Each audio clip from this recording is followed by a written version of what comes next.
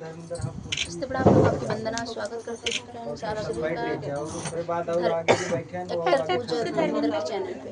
आइए सुंदर सा गीत सुना रही है, कैसे लगेगा कमेंट बॉक्स में बताइएगा और चैनल को ढेर सारा प्यार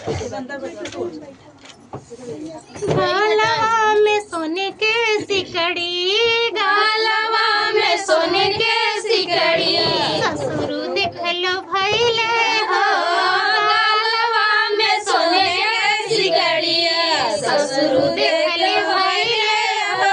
ई मात जानी है ससुर, ई मात जानी है ससुर, पिया परदेसिया हो, ई मात जानी है ससुर, पिया परदेसिया हो।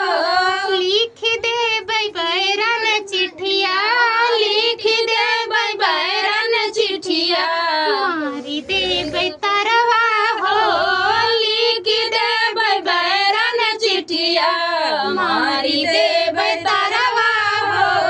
हाथवा में सोने के कंगना, हाथवा में सोने के कंगना, जेठवा देख लो भइले हो, हाथवा में सोने के कंगना, जेठवा देख लो भइले हो।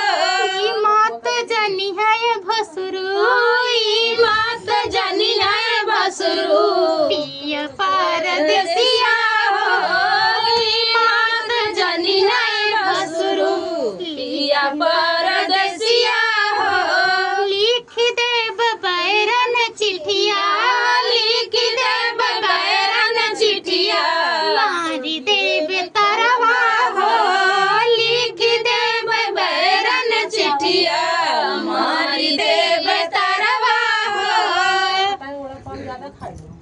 तो फ्रेंड ये था गीत, आप लोगों को कैसा लगा कमेंट बॉक्स में बताना। कैसे लगा दोस्तों।